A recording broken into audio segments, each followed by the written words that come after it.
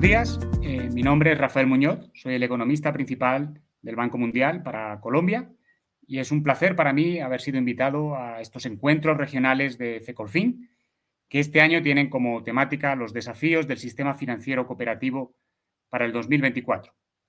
La idea de mi presentación hoy es presentarles el panorama de la economía mundial y las tendencias para 2024 desde la perspectiva del Banco Mundial. Podemos comenzar por las perspectivas globales. Vemos a día de hoy, por ejemplo, que en general la economía de América Latina está mejorando su crecimiento sobre el 2023, pero la mayoría de las regiones siguen siendo penalizadas en cuanto a su crecimiento económico. No se está consiguiendo salir con una aceleración del crecimiento económico tras la crisis del COVID.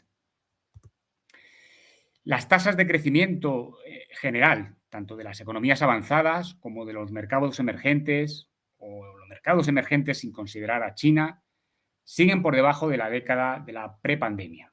Es decir, las economías no están alcanzando todo el potencial que habían demostrado tener antes de la prepandemia. Y hay varias cuestiones que están penalizando particularmente este crecimiento económico global. Una primera es el crecimiento de China, que había sido uno de los principales motores de crecimiento económico en la década anterior a la pandemia y que a día de hoy ve como su crecimiento económico se está mitigando. Otros elementos son los conflictos bélicos que observamos. Hace unos meses, el que se inició con la invasión de Rusia a Ucrania y actualmente todo el conflicto de Oriente Medio, que además penaliza mucho la posibilidad del transporte marítimo a través del canal de Suez. Ha habido aumentos de materias primas asociados principalmente a estos conflictos bélicos y un aumento muy fuerte de la inflación a nivel global, que se ha visto reflejado en el aumento de las tasas de interés. Podemos ver, por ejemplo, de la Reserva Federal, de la Unión Europea y de la mayoría de los bancos centrales para intentar reducir esos aumentos de inflación tan grandes. Ante este panorama externo, digamos, desafiante, tenemos que añadir una incertidumbre adicional, que es el impacto que el cambio climático y que el efecto del Niño pueda tener en las economías. Por un lado, impacto en el sentido de mayores desastres naturales, cambios de patrones de lluvias y sequías, pero también impacto en cuanto a la potencial producción de alimentos de los principales países productores, que podría volver a tener un impacto en el aumento de la inflación de alimentos. Un aspecto tal vez positivo dentro de este escenario desafiante a nivel global es el hecho de que los precios de los alimentos y de la energía, que aumentaron principalmente asociados a la guerra de Ucrania y Rusia, han estado disminuyendo últimamente, lo que va a permitir aliviar en cierta manera esas presiones inflacionistas que están siendo tomadas desde el exterior. Si esta es la realidad global, ¿cómo se refleja esto en las economías de América Latina? América Latina, nuestra perspectiva desde el Banco Mundial es que va a recuperar los niveles prepandemia a nivel de PIB y sin embargo va a ser la economía que va a crecer menos en comparación con otras regiones. Este aumento del crecimiento económico no va a permitir cerrar esas brechas con regiones que están siendo más dinámicas. Y podemos dividir la problemática de América Latina después del COVID en tres áreas. La primera área, donde creemos que ha habido una respuesta muy eficiente, es la inflación. La inflación en América Latina ha sido muy alta, ha sido persistente y en cierta manera ha sido un reflejo de lo que hemos visto a nivel global, muy penalizada por el aumento de precios de materias primas, de alimentos y otros. Este aumento de la inflación, sin embargo, fue compensado o tuvo una respuesta muy rápida y muy certera de la mayoría de las economías de la región por parte de sus bancos centrales. Es decir, aumentaron tipos de interés de una manera muy, muy veloz y a niveles que permitieron comenzar a reducir las presiones inflacionistas antes. De hecho, se calcula que los países de América Latina, los bancos centrales de América Latina, comenzaron a subir tipos de interés entre 6 meses y 1 año antes que países desarrollados, permitiendo anclar las expectativas de inflación antes de lo que se hizo en esos países. A día de hoy, la mayoría de los países de América Latina confían en poder tener una inflación convergente hacia sus objetivos en el corto plazo, lo cual es algo muy positivo. Por tanto, podemos decir la respuesta de la economía de América Latina a la inflación ha sido muy positiva. Añadiendo, ¿cómo ha sido la respuesta a la situación fiscal? Bueno, como ustedes saben, los países tomaron decisiones muy drásticas a nivel fiscal durante la pandemia, completamente comprensibles. Se dedicaron muchos recursos financieros a responder a la pandemia, gasto sanitario, apoyo, programas de transferencia a familias, a personas, para compensar la pérdida de ingresos por no poder trabajar, y apoyo, ya sea fiscal o financiero, a muchas empresas para poder conseguir que se mantuvieran en los mercados y no desaparecieran. Eso, como es esperable, aumentó las tasas de deuda que la mayoría de los países de la región tuvieron. Sin embargo, lo que estamos observando es una gran dificultad para poder reducir esas altas tasas de deuda a día de hoy. Dos razones explican principalmente por qué esa es la situación. Primero, la dificultad de reducir esos programas de apoyo fiscales. Es decir, una vez que se han iniciado programas de apoyo a familias o a empresas, es muy difícil volver a revertirlos, dado que los agentes económicos se han, digamos, acostumbrado a recibirlos. La segunda dificultad que estamos viendo para la reducción de estos déficits públicos es el propio aumento de las tasas de interés, que están haciendo que la deuda sea cada vez más costosa y, por tanto, más difícil de reducir. Y si hay un área donde en realidad América Latina ha salido, vamos a decir, pobremente de la pandemia, es en el área de la inversión en capital y la productividad.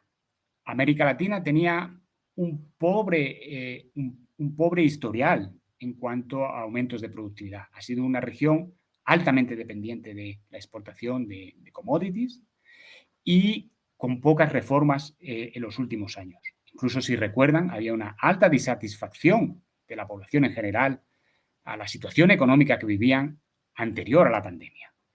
Podemos decir que la pandemia no sirvió para avanzar en ninguna de las reformas económicas relevantes y la región sale del COVID con muy pocas reformas y con muy poco aumento de la productividad, lo que probablemente continúe penalizando el crecimiento de la región en el medio plazo.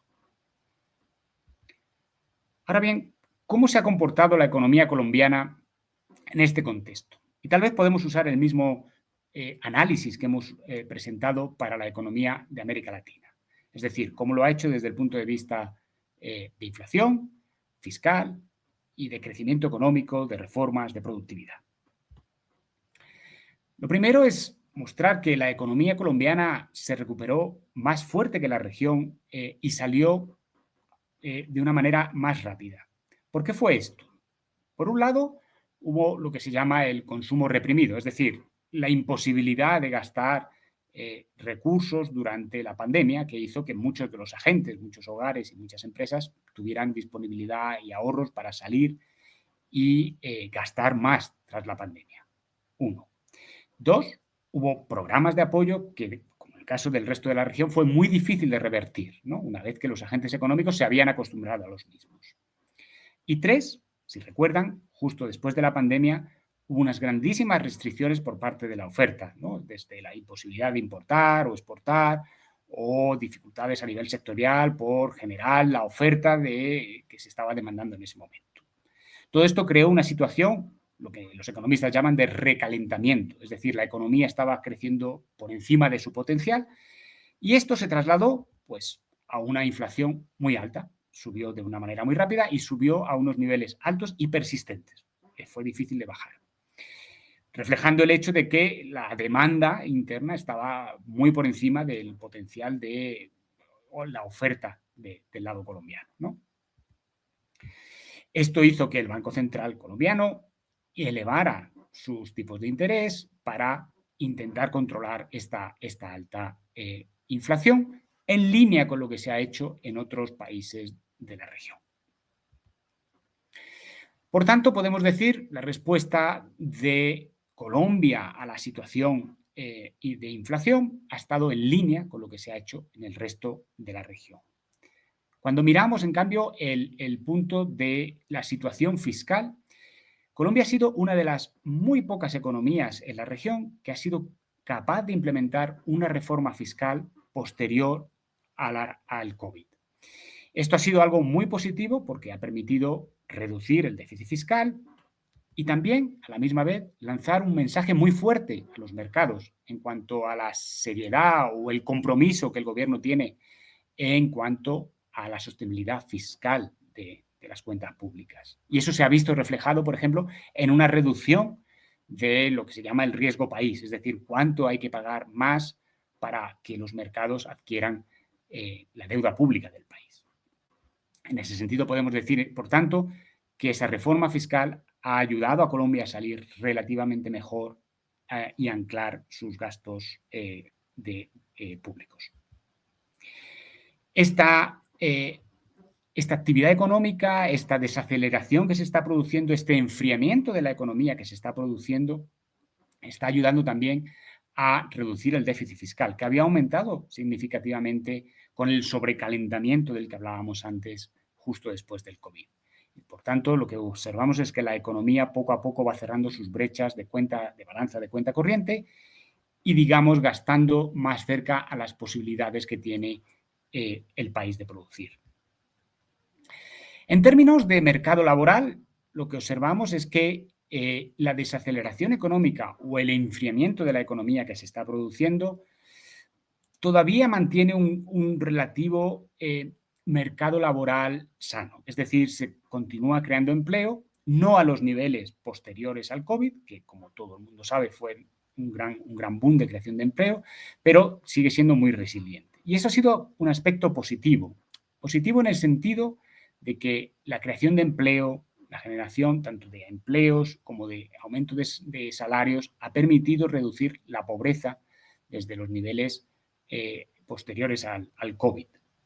Sin embargo, eso se ha visto afectado mucho por la alta inflación, principalmente por la inflación de alimentos, ¿no?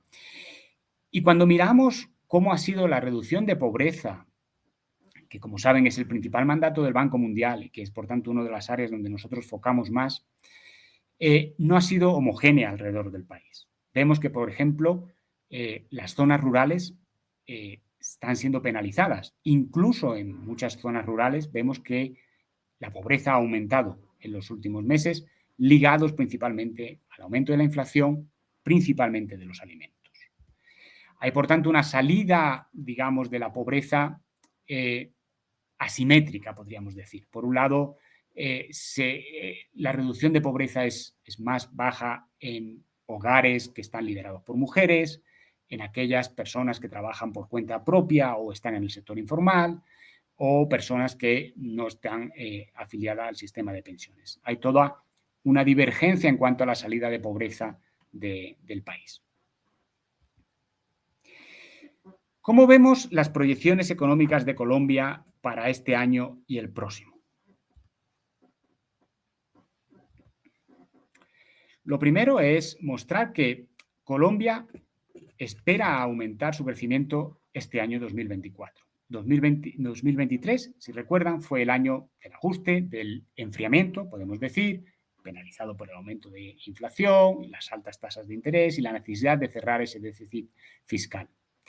2024 confiamos en que sea un año de crecimiento económico, aceleración económica, mejores resultados en términos de crecimiento del PIB y podemos decir un año de transición hacia el 2025 donde Colombia va a estar cerca de su potencial de crecimiento de alrededor del 3%. Es decir, que las perspectivas son mejores de las que teníamos para el pasado.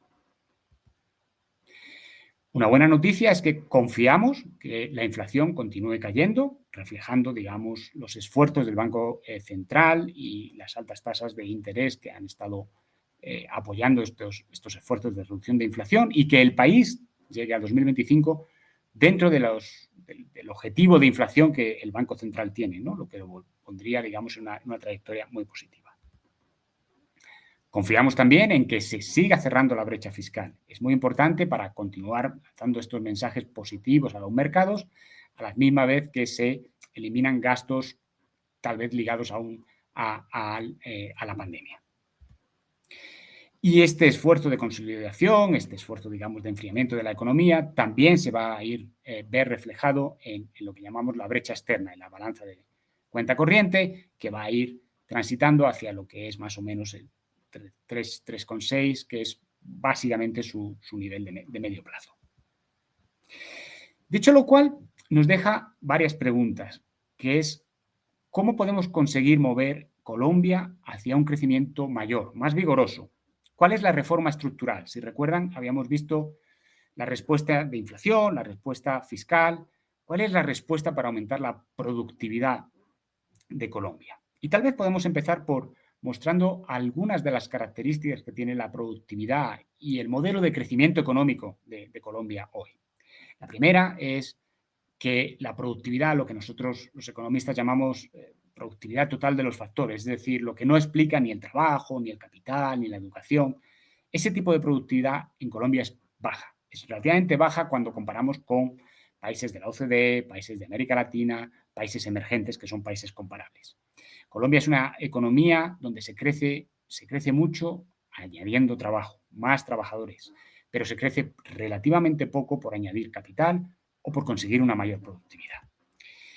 Es obvio, por ejemplo, la relativa baja inversión que tiene el país y no necesariamente una inversión privada, que está en línea con países semejantes.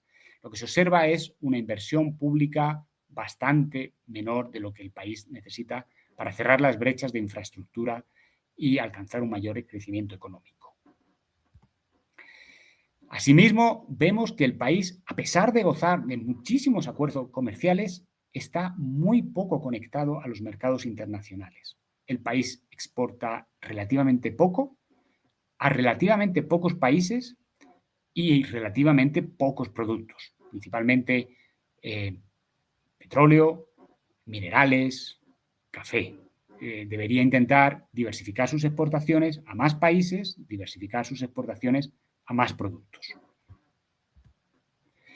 Y además, el modelo de crecimiento colombiano es particularmente chocante en cuanto a disparidad territorial. Es decir, vemos que hay regiones, áreas, ciudades con un alto crecimiento económico y zonas mucho más alejadas de ese crecimiento económico y se produce una disparidad regional muy importante.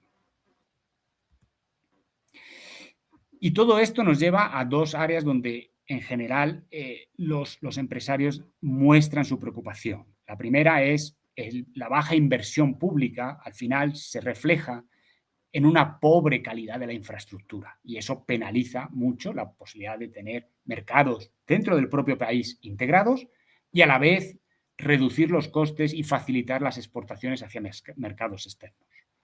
También hay una preocupación grande sobre lo que podríamos llamar la capacitación de la mano de obra, ¿no? ¿Qué es lo que el trabajador colombiano puede aportar a este proceso de desarrollo? Hay una preocupación y yo creo que es evidente y lo hemos visto recientemente, por ejemplo, en las últimas evaluaciones del sistema educativo a través de estos de PISA, en cuanto a el sistema educativo colombiano no está consiguiendo formar adecuadamente a la mano de obra colombiana y con posterioridad no hay mecanismos de corregir este proceso, no se forma de manera recurrente al trabajador colombiano. Esto viene explicado por múltiples razones, pero en general podremos decir la literatura reconoce que parte de los retos fundamentales que se observan en el modelo de crecimiento colombiano es un sistema de producción dual. Y podemos decir que lo que ocurre es que hay relativamente poca competencia en los mercados, por tanto no hay incentivos a la mejora de productividad, se dificulta mucho la entrada de nuevas empresas por temas de regulación de negocios, mercados de acceso al crédito o aspectos como formalización de empleo Y eso también penaliza la innovación. No hay acceso al crédito, falta capacidad de gestión de la innovación, faltan incentivos incluso para la propia innovación, ¿no? Al final eso se ve reflejado en el modelo de crecimiento colombiano, que ustedes conocen mejor que yo. La alta informalidad, el relativo pequeño tamaño de la empresa colombiana que no consigue crecer por falta de mano de obra, de productividad, de acceso a mercados, esa baja productividad y, por último, la dificultad de integrarse a mercados externos, ¿no? A mercados ya sea a través de cadenas de valor o de la propia exportación de productos. Esto es una realidad, casi podríamos decir estructural, casi histórica de Colombia. No es algo nuevo, es algo muy analizado, es algo que hay que mirar con detenimiento. A estas dificultades nosotros quisiéramos añadir uno de los últimos informes que hemos realizado y que mira lo que va a ser no solo el problema de productividad actual, que es lo que les acabo de presentar, sino lo que vemos como un reto adicional a lo que se está presentando hasta ahora, que va a ser el desafío de la economía colombiana para adaptarse al cambio climático. Y esto lo queremos resumir en lo que nosotros llamamos 3 transiciones, ¿vale? Una primera transición a la necesidad de adaptarse a la nueva situación del cambio climático, una transición para llevar a la economía a unas emisiones netas cero, o sea, reducir totalmente las emisiones netas del país, y una transición, asimismo, hacia el proceso de descarbonización que está teniendo lugar a nivel global y que va a afectar a Colombia. Déjenme que les presente brevemente cómo vemos estos 3 retos en cada una de estas áreas. El primero es la necesidad de adaptarse al cambio climático que se viene. En el estudio hemos visto que si no hubiera medidas de adaptación, el impacto en el PIB de Colombia podría ser de hasta el 2,5% para el año 2050. ¿Cuál es el reto del que estamos hablando aquí? Estamos hablando de lluvias torrenciales más frecuentes y más intensas, sequías más intensas y más recurrentes, huracanes, etcétera, etcétera. Todo ese impacto que va a tener el cambio climático en la economía y en la realidad colombiana. Y esto va a ser importante porque no solo es el impacto general, el coste que podríamos decir del 2,5% de PIB, sino que eso se pueda trasladar en aumentos de desigualdad y pobreza. Es decir, los pobres sean mucho más afectados por estos impactos que la gente que pueda mitigarlos. Además, va a haber un daño importante al capital físico, a la infraestructura, carreteras cortadas, pérdida de electricidad. Todo esto va a llevar a, por supuesto, pérdidas agrícolas, una reducción general de la productividad laboral. Es decir, la economía colombiana tiene que empezar a pensar en infraestructuras más resilientes, en mitigar ese impacto en las poblaciones más vulnerables y en desarrollar mecanismos que permitan responder rápidamente a lo que pueda ser cualquiera de estos retos que se van a encontrar. La segunda transición de los que yo les hablaba era la necesidad de mover la economía hacia cero emisiones netas. Es decir, para el año 2050, Colombia se ha comprometido, conjuntamente con muchos otros países como parte del Acuerdo de París, a tener una economía que no emite CO2 a la atmósfera, ¿no? El reto es grande y nosotros lo hemos analizado a nivel sectorial. ¿Qué sería necesario hacer en cada uno de los principales sectores para llegar a esa descarbonización absoluta de la economía colombiana? Bueno, no es de extrañar, el principal reto va a ser el uso de la tierra. ¿Okay? A día de hoy hay una profunda eliminación de bosques, principalmente amazónicos, que son los que están capturando las emisiones de CO2 colombianas. Es importante, por tanto, muy importante, avanzar en reducir y revertir, incluso diríamos, las necesidades de reducción de bosques que se está viendo. Eso tiene que estar asociado con un aumento de la eficiencia de la agricultura colombiana. Es decir, el mismo terreno donde se está plantando hoy tiene que producir más para evitar que tengamos que entrar a eliminar bosque amazónico. 2 sectores que nos parecen también fundamentales, ese es el de la energía. Hay que mover la matriz a la matriz de generación energética a una matriz mucho más verde, basada en renovables. Y, por supuesto, el sector de transporte, que tiene que tener un muchísimo menor uso de combustibles fósiles, ¿okay? Tiene que haber una transición hacia unos sistemas eléctricos y mucho menos dependientes de los combustibles fósiles. No es una meta menor, ustedes entenderán, pero es una meta que también ofrece muchos impactos positivos.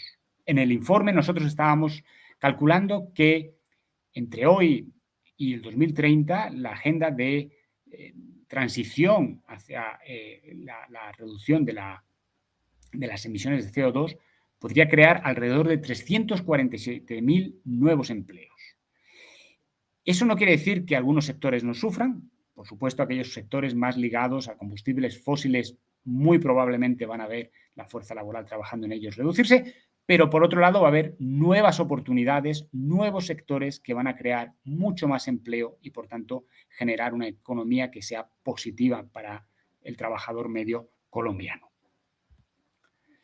La última transición, si recuerdan, de la que les presenté era esta vulnerabilidad que la economía colombiana tiene a la descarbonización global. ¿Por qué? ¿De qué hablamos con la descarbonización global? Bueno, hablamos con el compromiso global de todos los países del mundo a reducir el uso de combustibles fósiles principalmente y a tener unas economías más verdes. Y esto es principalmente relevante para Colombia, dada su dependencia a la exportación de combustibles fósiles, que es uno de sus principales bienes de exportación. Nosotros hemos calculado que eso pone en riesgo alrededor del 10% de sus exportaciones, entre el 4,5% y el 6% de los ingresos del gobierno y tal vez hasta el 8% del PIB. Es decir, incluso sin hacer nada, el riesgo global que existe para la economía colombiana es grande y eso aumenta aún más los incentivos para continuar el proceso de transición energética local. Es obvio que esta agenda climática va a requerir de inversiones importantes, energéticas principalmente, pero otras de mejora de eficiencia en muchos sectores. No es una agenda barata, podemos decir que entre el 2023 y el 2050 hemos calculado que a valor presente, es decir, a valor de hoy, Colombia va a necesitar alrededor de 92.000 millones de dólares para implementar toda esta agenda de transición económica. Este coste, siendo alto, es menor que los beneficios económicos y sociales que estas inversiones van a traer, que se calculan en alrededor de 99.000 millones de dólares. Es decir, en el neto podemos decir que esta transición va a ser positiva para Colombia en alrededor de 7.000 millones de dólares. ¿Cómo podemos reconciliar, por tanto, esta reforma climática con estos retos que ya habíamos visto de la economía colombiana para acelerar su productividad? Y cuando lo miramos en perspectiva, el dato positivo que podemos decir es que esta transición o estas transiciones, si podemos hablar de estas 3 transiciones al cambio climático de la economía colombiana, en realidad refuerzan las reformas que hay que hacer para aumentar la productividad, las reformas tradicionales, históricas que hemos visto al principio. Pero es cierto que le traen además una necesidad de urgencia mayor. Los compromisos son inmediatos y los efectos del cambio climático van a empezar a notarse en el corto plazo. Por tanto, le ponen una relativa urgencia a acelerar ese proceso de reformas que hemos visto anteriormente. Concluyendo mi presentación, me gustaría cerrar con 4 aspectos que es importante tomar en cuenta. Lo primero, en perspectiva, durante el enfriamiento de la economía colombiana, podemos decir que la macroeconomía todavía sigue importando. Es decir, es importante que el gobierno continúe reduciendo el déficit fiscal. Y es importante por varias razones. Por un lado, porque eso va a permitir reducir las propias presiones inflacionarias. También va a reducir las presiones que hay sobre la brecha externa, sobre la balanza de pagos. Y va a mandar un importante mensaje a los mercados en cuanto a compromiso fiscal y, por tanto, bajar el riesgo soberano. Esto va a facilitar también el papel del Banco Central y va a permitir que la reducción de tipos de interés sea más rápida, eventualmente favoreciendo la inversión. Por tanto, es importante avanzar en ese programa para facilitar una macro estable para la inversión en Colombia. Lo segundo que queríamos resaltar es la necesidad de avanzar en la inserción o la exportación colombiana. Hay que rever las políticas actuales, intentar diversificar las exportaciones tanto de productos como de mercados y favorecer la inversión extranjera directa para aprovechar las oportunidades que, por ejemplo, el nearshoring o relocalización de empresas se están dando en la actualidad. Tenemos que continuar con toda esta, vamos a decir, agenda más tradicional de acelerar la productividad, que es el gran reto colombiano. Esa agenda puede ser desde favorecer los mercados de crédito más profundos, más competitivos, de manera que más empresas colombianas puedan acceder a los mismos, simplificar el entorno de negocios, favorecer la creación y el cierre de empresas, promover la competencia a nivel sectorial, aumentar las inversiones en investigación y desarrollo, favoreciendo además el conocimiento entre firmas, por ejemplo, a través de clústeres, y fortalecer asimismo las capacidades gerenciales y la formación en general de la mano de obra colombiana. Es una agenda que siempre ha estado ahí y que hay que continuar empujando. Y por último, quería traerles lo que nosotros llamamos una acción climática inteligente. A esta agenda tan compleja le estamos añadiendo además la necesidad de adaptarse al cambio climático y lo queremos ver no solo como una necesidad, sino como una oportunidad de reforzar todas estas reformas que están en marcha. Hay además áreas donde se producen ganancias desde varios puntos. Por ejemplo, todo lo que sea promover la mitigación de la emisión de gases de efecto invernadero va a ser positivo. Y en ese sentido hay reformas inmediatas que tienen un efecto positivo en varias áreas. Por ejemplo, reducir los subsidios a los combustibles fósiles no solo nos permite acelerar el cierre de los déficits fiscales, sino que además lanza un mensaje muy importante en cuanto al precio real de esos combustibles fósiles, facilitando la transición hacia energías menos contaminantes. Me permito parar aquí mi presentación. Les agradezco mucho su tiempo. Espero que en estos encuentros tengan la oportunidad de discutir cómo esto puede afectarles a ustedes y quedo abierto a través de los colegas de Cecolfin a recibir cualquier pregunta o cualquier comentario que tengan sobre la presentación y cómo podemos ayudarles. Muchas gracias.